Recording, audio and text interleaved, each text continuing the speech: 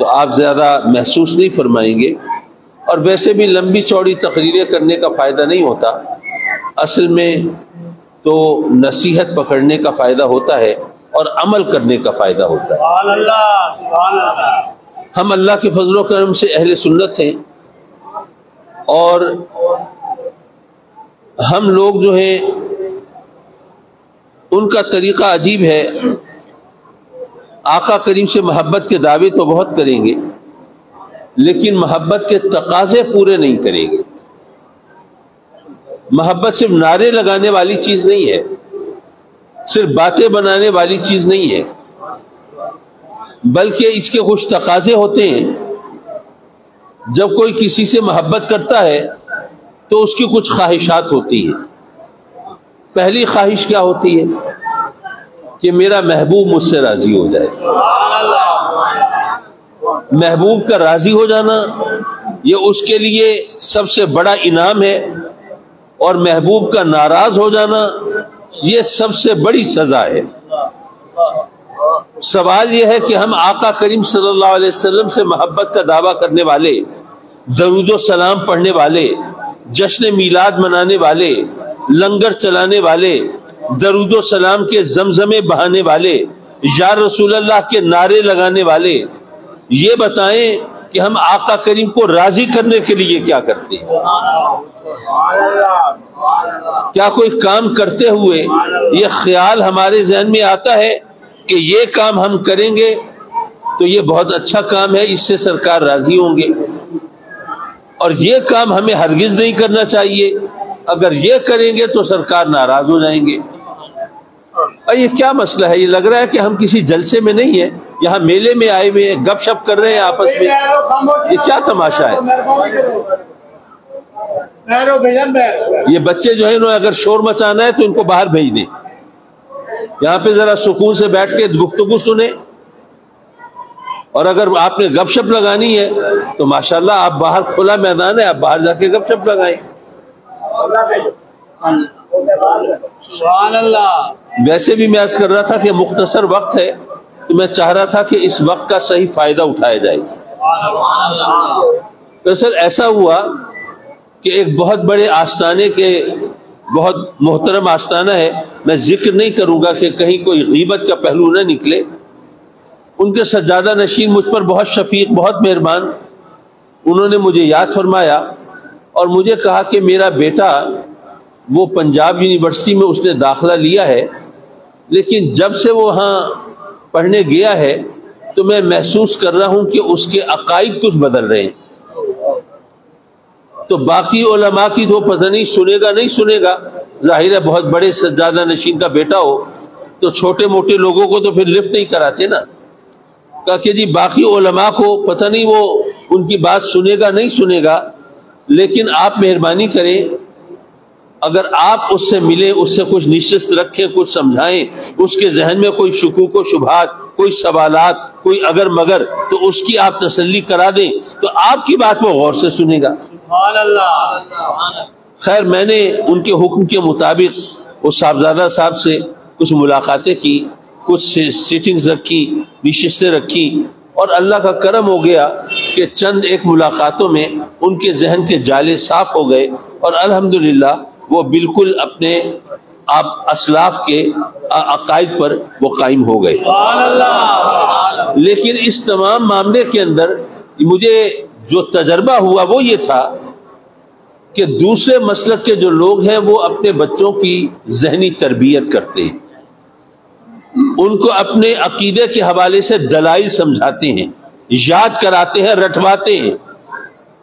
جو شیعہ حضرات ہیں وہ اپنے بچوں کو اپنے مطلب کی حدیثیں، روایات، چاہے ان کی ہمارے نزدیک کوئی حیثیت ہے یا نہیں ہے یہ علیحدہ بحث، لیکن بہرحال وہ اپنے حساب سے اپنے بچوں کو وہ واقعات، وہ روایات، وہ ذہن نشین کرا دیتے ہیں. اور آپ جانتے ہیں کہ جو اہل حدیث ہیں ان کے بچے تو ماشاءاللہ وہ بخاری لے کے بازاروں میں پھر رہے ہوتے ہیں، لوگوں کو بخاری دکھا رہے ہوتے ہیں. اسی طرح جو دیوبندی حضرات ہیں وہ بھی اپنے عقیدے کے ثبوت کے لیے قرآنی آیات پڑھ رہے ہوتے ہیں اور احادیث پڑھ رہے ہوتے ہیں. لیکن ہمارے بچے جب یہ اسکول کالج جاتے ہیں، یونیورسٹی جاتے ہیں، وہاں ہاسٹل میں رہتے ہیں اور بچے مل بیٹھتے ہیں اور آپس میں بات چیت کرتے ہیں اور ظاہر مذہب بھی وہ زیر بحث آتا ہے، تو وہ دوسرے بچے اپنے عقیدے کے ثبوت کے لیے قرآن اور حدیث پڑھ کے سناتے ہیں، اور ہمارے بچوں کو یا تو کچھ کرامتیں یاد ہوتی ہیں یا کچھ نعت کے شعر، باقی معاملہ صاف ہوتا ہے۔ نتیجہ کیا نکلتا ہے؟ چند ایک نشستوں میں جب وہ دیکھتے ہیں کہ دوسرے بچے جو ہیں وہ تو اپنا عقیدہ ثابت کرنے کے لیے قرآن و حدیث سنا رہے ہیں اور ہمارے پلے کچھ ہے نہیں، تو ان کے ذہن میں یہ بات بیٹھتی ہے کہ شاید ہمارا عقیدہ قرآن حدیث سے ثابت نہیں ہے، اسی لیے ہمیں وہ معلوم ہی نہیں ہے، ورنہ ہمیں کچھ تو سکھایا جاتا، کچھ تو بتایا جاتا۔ حضرات مکرم، یہ بات بہت پریشان کن، ہم نے ایسا بھی ہوا کہ ہم نے بہت سے لوگوں کو کہا کہ جناب آپ مہربانی کریں، آپ تو ماشاءاللہ آپ کا عقیدہ بہت اچھا ہے، آپ اپنے بچوں کی کے ایمان کی حفاظت کریں اور ان کو اس طرح ذہن نشین کرائیں، ان کی کوئی تربیت کا انتظام کریں، تو بڑی بے نیازی سے فرما دیتے ہیں جناب یہ تو عاشق رسول کے بچے ہیں، انہوں نے کہاں جانا ہے۔ جب وہ کہیں چلے جاتے ہیں پھر پتہ چلتا ہے۔ حضرات مکرم، تو اب ہمارا کام یہ ہے کہ ہم اپنے بچوں کی ایمان کی حفاظت تو کریں نا، اور ان کو بتائیں کہ ہمارا عقیدہ وہی ہے جو صحابہ کرام کا عقیدہ ہے، ہمارا عقیدہ وہی ہے جو اہل بیت اطہار کا عقیدہ ہے۔ یہ صرف کرامتوں کے سہارے نہیں چل رہا، یہ صرف نعتیہ اشعار کی بات نہیں ہے، بلکہ اگر نعت کے اشعار بھی ہوں تو ان کی بھی حیثیت کچھ اور ہے۔ مجھے یاد آئی بات اپنے والد گرامی رحمت اللہ علیہ کی، فرمایا کہ نبی پاک صلی اللہ علیہ وسلم اگر کچھ فرمائیں تو وہ حدیث ہے نا، اور اگر وہ کوئی کام کریں تو وہ بھی حدیث ہے، حدیث سے ثابت ہوتا ہے نا آپ نے یہ کام کیا، حدیث میں پتہ چلتا ہے آپ نے بات ارشاد فرمائی۔ فرمایا کہ ان کا مقام یہ ہے کہ اگر وہ کچھ کہیں تو حدیث، اور اگر نہ کہیں تو حدیث۔ ہو سکتا ہے کچھ بچے سوچ رہے ہو یہ کیا بات بنی، نہ کہیں تو بھی حدیث۔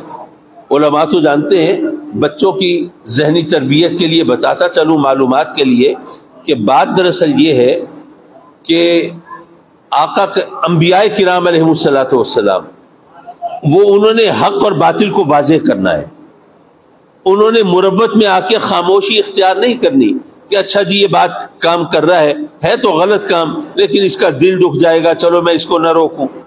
یہ بات کہہ رہا ہے، بات تو غلط ہے، لیکن اگر میں نے اس کو ٹوک دیا اس کی سبکی ہو جائے گی، لوگ اس کا مذاق اڑائیں گے، مجھے ٹوکنا نہیں چاہیے۔ نہیں، نبی کے سامنے کوئی غلط بات کہی جائے وہ لازماً اس کو ٹوکے گا، کوئی غلط کام کیا جائے وہ لازماً اس کو روکے گا۔ کیوں؟ اس لیے کہ اگر نبی نہیں روکے گا تو پھر کیسے پتہ چلے گا کہ یہ غلط ہے؟ بلکہ یہ ہمیں بتایا کہ یاد رکھو اگر کوئی بات نبی کے سامنے کہی جائے اور وہ اس کی تردید نہ کرے، خاموش رہے، تو اس کا مطلب یہ ہے کہ وہ بات صحیح ہے۔ اگر غلط ہوتی تو منع فرما دیتے۔ اگر نبی کے سامنے کوئی کام کیا جائے اور وہ اس سے نہ روکے تو اس سے ثابت ہوتا ہے کہ یہ کام کرنا درست ہے، صحیح ہے، جائز ہے۔ اگر وہ ناجائز ہوتا، غلط ہوتا تو نبی لازماً روک دیتے۔ اس کو حدیث تقریری کہتے ہیں، حدیث تقریری، کہ نبی کریم صلی اللہ علیہ وسلم کے سامنے یہ کام ہوا، آپ خاموش رہے، آپ نے منع نہیں کیا، ثابت ہوا یہ کام کرنا صحیح۔ آپ کے سامنے یہ بات کہی گئی تو آپ نے منع نہیں کیا، روکا نہیں، ٹوکا نہیں، اس کی تردید نہیں کی، تو ثابت ہو گیا کہ یہ بات کہنا درست۔ اگر یہ غلط ہوتی تو سرکار منع فرما دیتے۔ جب یہ بات آپ سمجھ گئے تو اب یہ دیکھیے کہ اشعار کے ذریعے کیا کبھی عقیدہ ثابت ہوتا ہے؟ بھئی عقیدہ ثابت کرنے کے لیے تو قرآن حدیث چاہیے نا، دلیل چاہیے۔ اور شعر جو ہیں وہ تو سبحان اللہ، وہ شاعر حضرات وہ کہاں کہاں کی چھوڑتے رہتے ہیں، اور ان کی بات جو ہے شاعروں کی وہ تو قابل قبول نہیں ہوتی۔ لیکن جب سیدنا حسان بن ثابت رضی اللہ تعالیٰ عنہ آقا کریم صلی اللہ علیہ وسلم کی وہ نعتیں پڑھتے ہیں تو آج تک علماء ان کی نعتوں کو دلیل کے طور پر پیش کرتے ہیں کیوں؟ وہ اس لیے کہ وہ نعتیں آقا کریم صلی اللہ علیہ وسلم کے سامنے پڑھی گئیں اور میرے آقا کریم نے ان کی تردید نہیں کی. حضرت حسان کو نہیں روکا کہ حسان یہ کیا کہہ رہے ہو، یہ تم بات غلط کہہ رہے ہو، توبہ کرو، اللہ سے معافی مانگو، یہ تم نے توحید میں شرک ملا دیا ہے.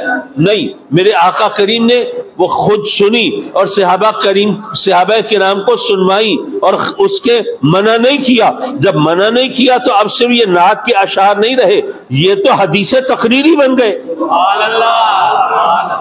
یہ ثابت ہو گیا کہ یہ شعر سننا، یہ ان شعروں کو ماننا، ان کو اپنے عقیدے کو میں شامل کرنا، یہ درست ہے، صحیح ہے، جائز ہے. حضرات مکرم، میں یہ بتانا چاہتا تھا کہ ہم لوگ جو ہیں، ہم اہل سنت، وہ زیادہ تر انہی چیزوں پہ زور دیتے ہیں. جناب بس میلاد منا لیا، ہم نے لنگر چلا دیے. علماء کرام اگر کہیں نا جی ہم نے میلاد منانا ہے، تو بہت سے لوگ ہوتے ہیں جو حصہ ملاتے ہیں لنگر میں، اور وہ کہتے ہیں، کچھ لوگ کہتے ہیں اچھا جی ایک دیگ میں پکوا دوں گا، کوئی کہتے ہیں اچھا جی میں اتنے پیسے پیش کر دوں گا. اسی طرح 11ویں کا معاملہ ہو، اس میں بھی سب حصہ ملانے کے لیے تیار ہو جاتے ہیں. لیکن اگر کوئی کسی سے مدرسے کے لیے چندہ مانگے تو بھاگ جاتے ہیں، نہیں یار یہ مولوی کھا جائیں گے. ایسے ہی ہوتا ہے. حضرات محترم، یہ بات میں دراصل آج کی اس نشست کو ایک تربیتی نشست بنانا چاہتا ہوں، تاکہ آپ یہاں پہ کچھ اپنے ذہن میں کچھ چیزیں لے کے جائیں، تاکہ آئندہ آپ کو عمل کرنے میں آسانی رہے. آج کل عالم یہ ہے کہ ہمارے سنی حضرات ماشاءاللہ مسجدیں بناتے ہیں. یہ دیکھیے، یہ بھی ماشاءاللہ بڑی خوبصورت مسجد آپ بنا رہے ہیں. یہ کوئی نیا ٹاؤن بن رہا ہے اور اس کے اندر یہ مسجد آپ نے یہ تعمیر کی ہے جی، مدینہ ٹاؤن ماشاءاللہ. تو اس میں مسجد آپ نے تعمیر کی ہے، آپ سب لوگوں نے حصہ ملایا ہوگا. بڑی پرشکوہ مسجد ہے، بڑی شاندار مسجد ہے. لیکن دیکھا یہ گیا ہے کہ مسجد بن جاتی ہے، اس کے کچھ عرصے کے بعد وہ مسجدوں پر قبضہ دوسروں کا ہو جاتا ہے. کیوں؟ ایک وجہ تو یہ ہوتی ہے کہ ہم مسجدیں بنا دیتے ہیں، خود نماز پڑھنے آتے نہیں. جب ہم نہیں آئیں گے نماز پڑھنے تو ظاہر ہے جو لوگ آئیں گے پھر انہی کا آہستہ آہستہ قبضہ ہو جائے گا. اور اگر کوئی سنی ٹانگ اڑائے گا تو کہیں گے کہ جی یہ عجیب لوگ ہیں، نماز پڑھنے آتے نہیں اور مسجد میں اپنی تسلط جمانا چاہتے ہیں. تو اس لیے ہمیں چاہیے کہ نماز پڑھنے کے لیے ہم مسجدوں میں آیا کریں، تاکہ مسجدوں میں رونق لگی رہے اور مسجدیں ہماری ہیں تو ہمارے ہاتھ میں رہیں. اور دوسری بات یہ ہوتی ہے کہ ہم نے چونکہ مدرسے نہیں بنائے، ان کی طرف توجہ نہیں دی، تو اب مسجد تو بنا لی، اب اس کو چلانے کے لیے امام چاہیے نا، کوئی عالم چاہیے نا. اب ان کے لیے امام اور عالم کی ضرورت ہوتی ہے. اب جاتے ہیں تو پتہ چلا کہ جی امام عالم تو مل نہیں سکتا. کیوں؟ کیونکہ جناب آپ نے تو میلاد تو منائے، 11ویاں تو کی، عرس تو منعقد کیے، لیکن آپ نے مدرسے نہیں چلائے. تو علماء تو وہاں بننے تھے نا. تو جب علماء نہیں بنے تو مسجد تو بنا لی، لیکن اب وہاں امامت کون کرائے؟ مسجد تو بنا لی لیکن اس کی رونق کون بڑھائے؟ مسجد تو بنا لی لیکن وہاں پر خطبہ دے کر لوگوں کے ایمان کی حفاظت کون کرے؟ تو اس لیے ہمیں یہ بات ذہن میں رکھنی چاہیے کہ میلاد منانا یقیناً باعث برکت ہے، ہمارا ایمان ہے. لیکن ایک بات میں کہتا ہوں، اس کو پھر دہرا دوں، شاید اس سے ہمارے لیے بھلائی کا پہلو نکلے. میلاد منانا، لنگر چلانا، درود و سلام کے زمزمے بہانا، یا رسول اللہ کے نعرے لگانا، جھنڈے اور جھنڈیاں لگانا اور چراغاں کرنا، یہ سب ہم اہل سنت کی نشانیاں ہیں اور سرکار سے محبت کی علامت ہے. ایسا ہے نا؟ یہ ہم کہیں میلاد منایا جا رہا ہو تو فوراً پتہ چل جائے گا کوئی سنی ہے. ظاہر جو سنی نہیں ہے وہ تو میلاد نہیں منائے گا. یہ سرکار سے محبت کی نشانیاں ہیں، ہم مانتے ہیں، لیکن یہ یاد رکھنا کہ یہ سرکار سے محبت کی نشانیاں ہیں، محبت کی حقیقت نہیں ہے. حقیقت اور نشانی میں فرق ہوتا ہے، یہ سمجھنے کی ضرورت ہے. اچھا، میں ابا جی قبلہ رحمۃ اللہ علیہ کی ایک عادت تھی، جن لوگوں نے ان کو دیکھا ہے ماشاءاللہ ہمارے نور صاحب بیٹھے ہیں، تو وہ لوگوں کو سادہ آسان مثال کے ذریعے مشکل چیزیں ذہن نشین کرا دیتی. سبحان اللہ. میں نے بھی حتی الامکان ان کا طریقہ اپنانے کی کوشش کی ہے، تو اسی وجہ سے عام طور پر لوگ میری تقریر یاد رکھتے ہیں. تو میں اس کو ایک سادہ آسان مثال سے سمجھا دوں. فرض کیجئے میں نے آپ سے کہا کہ جی ذرا میرے ڈرائیور کو تو بلا دیں. آپ نے کہا جی ڈرائیور کو کیسے پہچانیں گے ہم؟ میں نے کہا یار اس نے کالا سا کوٹ پہنا ہوگا، بڑا سا پگڑ باندھا ہوا ہوگا، اور اس کو بڑا شوق ہے مونچھیں رکھنے کا، تو اس نے یہ بڑی بڑی مونچھیں رکھی ہوئی ہوں گی، تو وہاں پہ جا کے گاڑی کے پاس دیکھیے، وہیں گاڑی کے پاس کھڑا ہوگا، بلا لیں آپ. اب آپ گئے، آپ ڈھونڈتے رہے، نگاہیں دوڑاتے رہے، تلاش کرتے رہے، ایسا کوئی بندہ آپ کو ملا نہیں. آپ نے مجھے آ کے کہا جی ڈرائیور تو کہیں نہیں ہے. میں بڑا حیران ہوا کہ ڈرائیور کہاں چلا گیا. میں نے کہا اچھا میں خود دیکھتا ہوں، آپ کو نہیں ملا، پتہ نہیں کیوں نہیں ملا. میں نے جا کے دیکھا تو ڈرائیور تو وہیں گاڑی کے پاس ہی کھڑا تھا.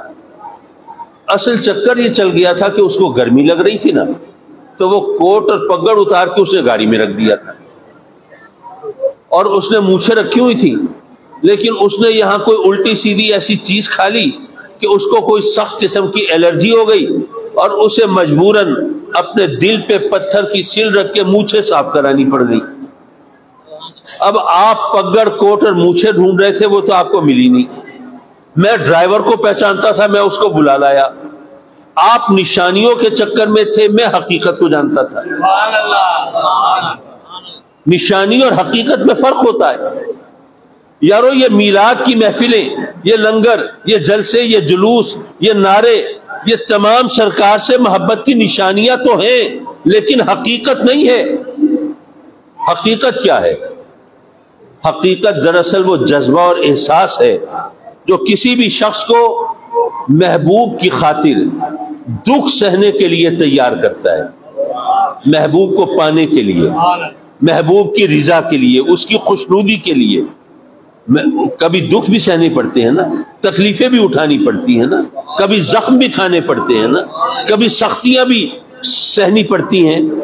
تو جو جذبہ، جو احساس محبوب کی خاطر، اس کی خوشنودی کی خاطر، اس کو پانے کی خاطر آپ کو آزمائشوں سے، سختیوں سے گزرنے کے قابل بناتا ہے، وہ جذبہ حقیقت ہے محبت. لیکن اگر وہ جذبہ نہیں ہے تو پھر نشانیاں تو ہیں، حقیقت تو نہیں ہے.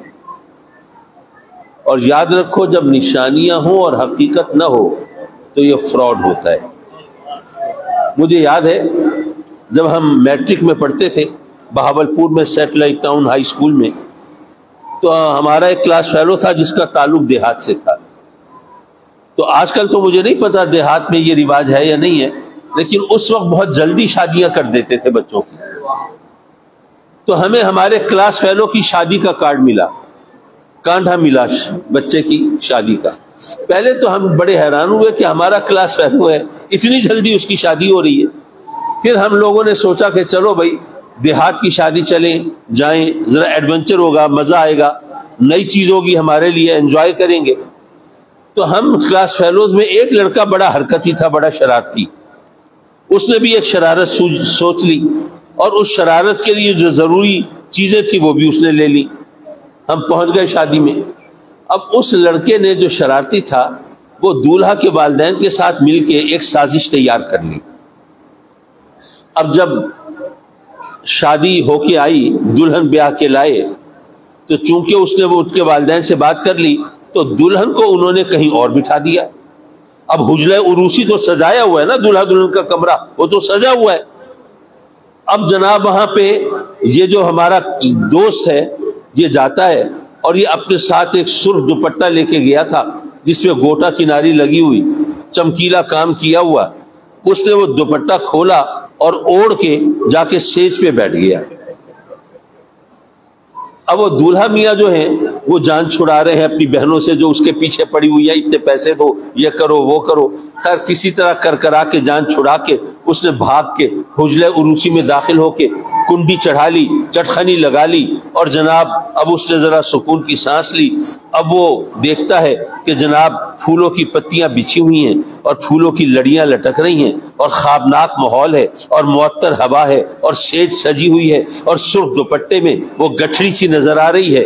اب جناب یہ ڈولتے ڈگمگاتے قدموں سے پہلے تو جاتے ہیں الماری کھولتے ہیں، رونمائی کا تحفہ نکالتے ہیں، اب وہ تحفہ لے کے جناب بارگاہ حسن میں جا کے گھٹنے ٹیک دیتے ہیں اور لرزتے کانپتے ہاتھوں سے جا کے جب اس کا گھونگھٹ اٹھاتے ہیں تو اندر سے موچھل دوست نکل آتا ہے اور وہ جناب قہقہوں کا طوفان برپا ہوتا ہے اور باقی سب بھی طاق میں ہیں، وہ بھی مزے لینے کے لیے چھپے ہوئے ہیں ادھر ادھر۔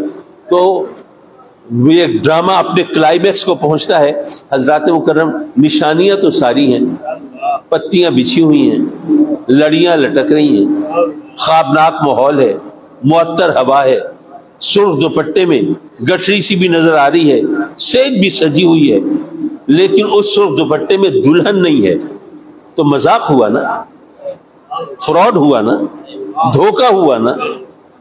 پتہ یہ چلا کہ نشانیاں ہوں اور حقیقت نہ ہو تو یہ مذاق ہوتا ہے، دھوکہ ہوتا ہے۔ جلسے بھی ہوں، جلوس بھی ہوں، یہ جناب نعرے بھی ہوں اور درود و سلام کے زمزمے بھی ہوں اور صلاۃ و سلام بھی ہو اور لنگر بھی چل رہے ہوں اور چراغاں بھی ہو رہا ہو، لیکن آقا کریم صلی اللہ علیہ وسلم کو راضی کرنے کی فکر کسی کو نہ ہو۔ ہمیں پتہ ہے نا کیا ہم نماز پڑھیں گے تو سرکار راضی ہوں گے، نہیں پڑھیں گے تو ناراض ہوں گے۔ ہمیں معلوم ہے نا کہ اگر حلال پہ گزارا کریں گے تو وہ راضی ہوں گے، حرام کی طرف ہاتھ بڑھائیں گے تو ناراض ہوں گے۔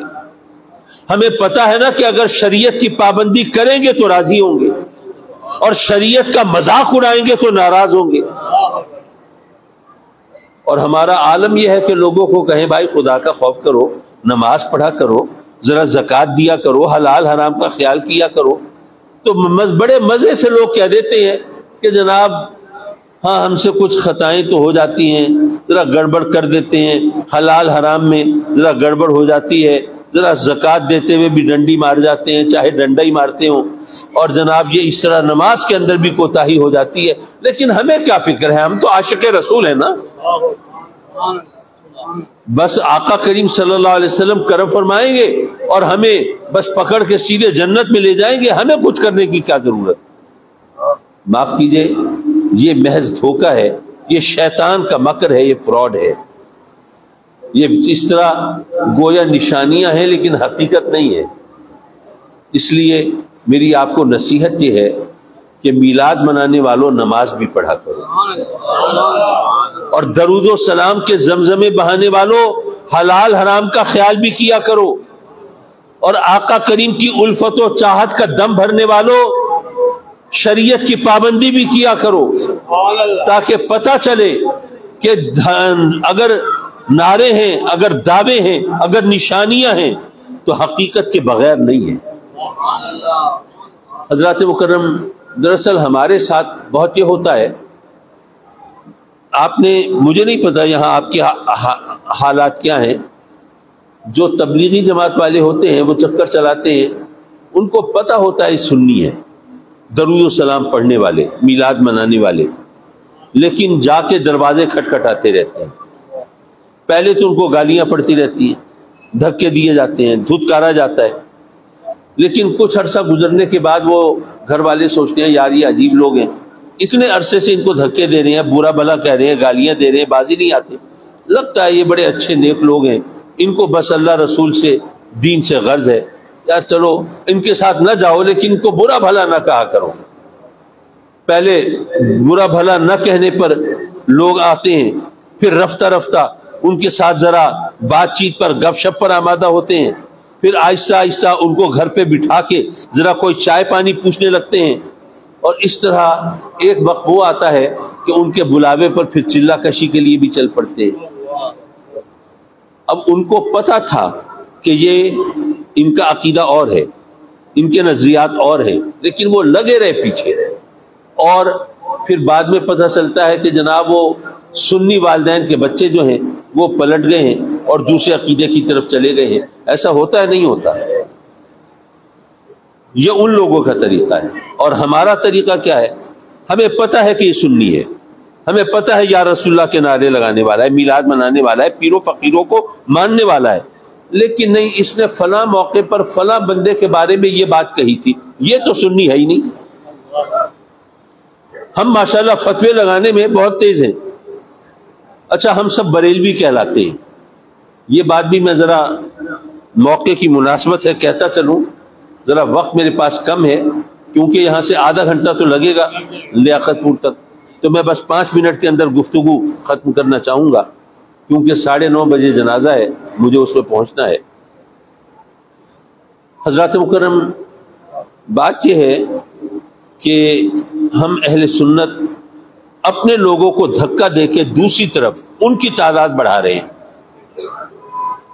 حالانکہ ہمیں چاہیے کہ ہم اپنے لوگوں کی تعداد بڑھائیں، ان پر محنت کریں، اپنے بچوں کے ایمان کی اور عقیدے کی بھی حفاظت کریں. لیکن نہیں، ہم اس چکر میں نہیں، ہم تو ٹناٹن سنی ہیں، ہم تو جناب ذرا سی بھی کوئی غلطی برداشت نہیں کرتے، اور اس چکر کے اندر ہم سنیوں کو دھکا دے کے دوسری طرف پھینک دیتے ہیں، اور پھر بعض اوقات وہ بھی ضد میں آ کے کہتے ہیں کہ اچھا جی ٹھیک ہے، پھر ایسا ہے تو ایسا ہی صحیح. ہم بریلوی کہلاتے ہیں، لیکن یہ بات ذہن میں رکھیے کہ اعلی حضرت فاضل بریلوی رضی اللہ تعالیٰ عنہ نے ہمارے ایمان کی، عقیدے کی حفاظت کی، ہم مانتے ہیں. لیکن ایک چکر اور چل گیا. آج سے کوئی 37 برس پہلے، علماء کے علم میں ہوگا، عوام کو میں بتاتا چلوں، آج سے تقریباً 37 برس پہلے اہل حدیث لوگوں کے ایک عالم تھے جن کا نام تھا احسان الہی ظہیر.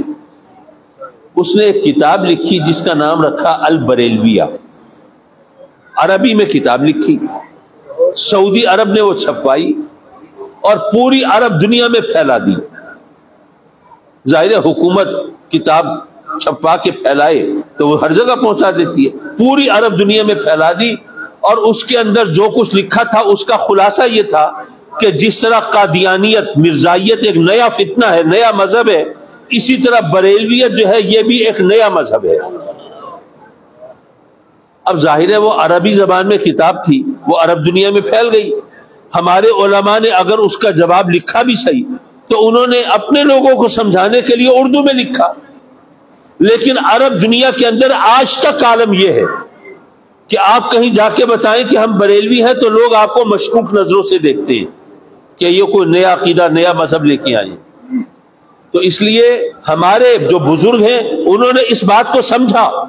یہی وجہ ہے کہ انہوں نے بریلوی جماعت نہیں بنائی، جماعت اہل سنت بنائی. آپ کو پتا ہے نا کہ آپ کے پیر و مرشد ہم میرے والد گرامی رحمت اللہ علیہ نے جماعت اہل سنت کی بنیاد رکھی، اور وہ پہلے اس کے مرکزی صدر تھے. اسی طرح انہوں نے جو کانفرنسیں کرائی، بریلوی کانفرنسیں نہیں کرائی، سنی کانفرنسیں کرائی. اور انہوں نے ہمیں یہ تعلیم دی کہ سنی ہونے کا رشتہ برقرار رکھیں، ہم سنی کہلائیں، بریلوی نہ کہلائیں. لیکن ہماری نالائقی کی وجہ سے ان لوگوں نے چکر یہ چلا دیا کہ انہوں نے ہمیں بریلوی بنا دیا، خود سنی بن گئے. اب آپ دیکھیں وہ اہل سنت والجماعت بن گئے. اب وہ والجماعت کی صحیح ترکیب ہے غلط ہے، میں اس پر بحث نہیں کر رہا. یہ بات سوچنے کی بات یہ ہے کہ جب سنی کی بات آتی ہے تو لوگ ان کا ذکر کرتے ہیں، ہمیں وہ بریلوی کی حیثیت سے پہچانتے ہیں. تو میری آپ سے درخواست یہ ہے کہ آپ سنی کہلانے پہ زور دیں، سنی کہلائیں، ہم سنی ہیں. بریلوی کا لفظ تو اس لیے لگایا تھا کہ وہ بھی سنی کہلانے لگے تھے، تو ہم نے کہا کہ جیسے وہ ٹریڈ مارک ہوتا ہے نا بھائی، اصلی کی پہچان کیا ہے تو کوئی نشانی لگا دیتے ہیں، تو بریلوی جو ہے وہ اصلی سنی کی پہچان کے لیے لگایا تھا. تو کہنے کا مطلب یہ کہ ہم سنی ہیں، ہمیں سنی ہی کہلانا ہے، سنی ہی بننا ہے، اور سنیت سے ہمارا رشتہ جڑا رہنا چاہیے. ہمیں یہ ثابت کرنے کی ضرورت نہ پڑے کہ ہم بھی سنی ہیں. اصل میں در حقیقت ہم سنی ہیں، وہ تو بناسپتی سنی ہیں. یہ چیز ہمیں اپنے بچوں کو ضرور ذہن نشین کرانی چاہیے.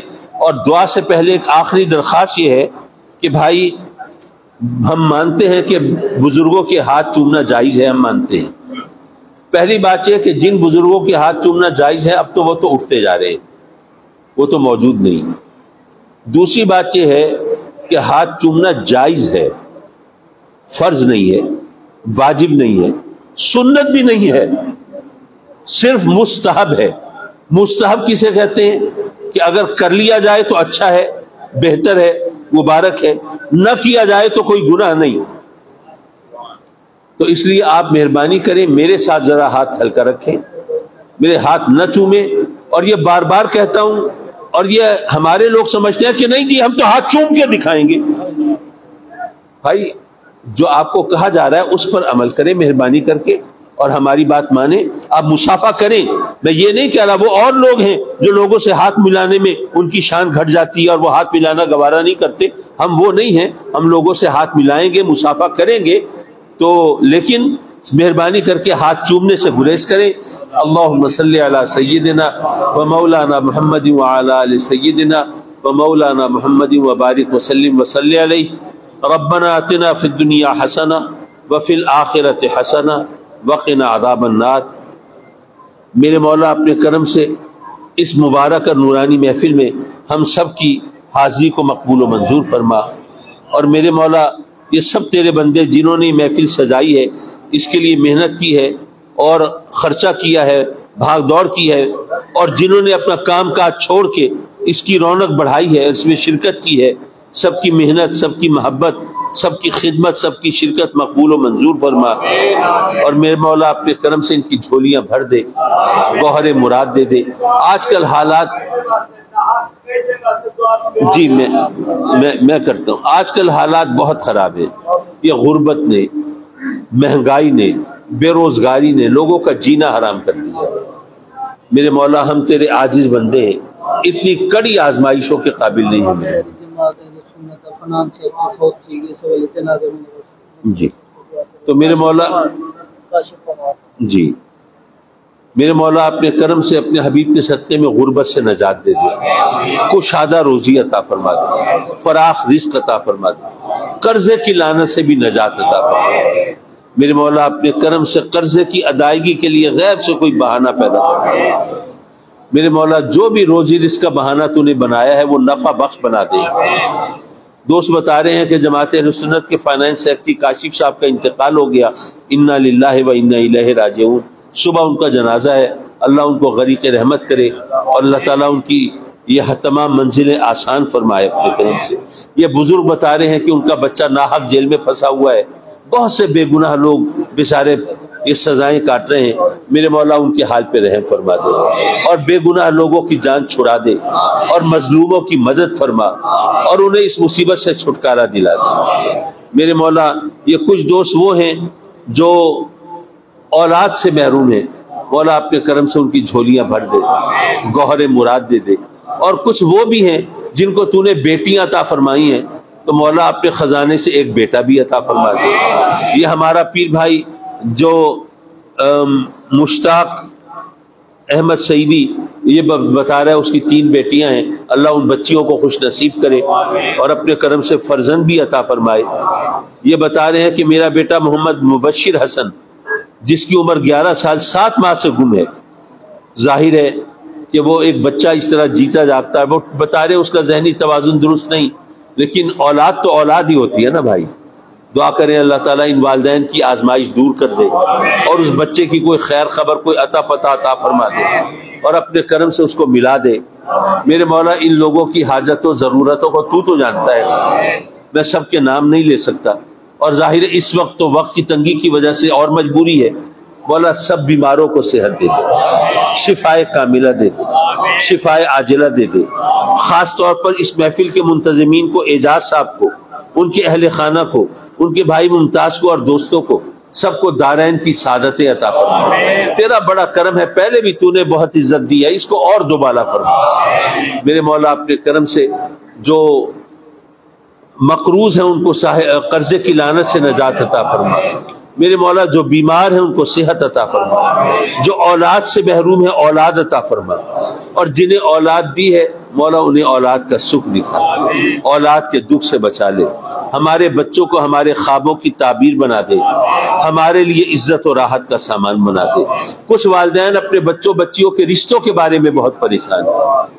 مولا یہ فرض بھی تو نے اپنے کرم سے ہمارے کندھوں پہ ڈالا ہے نا، تو اپنے حبیب کے صدقے میں اس سے بحسن و خوبی سبکدوش بھی کرا دے اور ہمیں ہمارے بچوں کی بہاریں دیکھنا نصیب فرما۔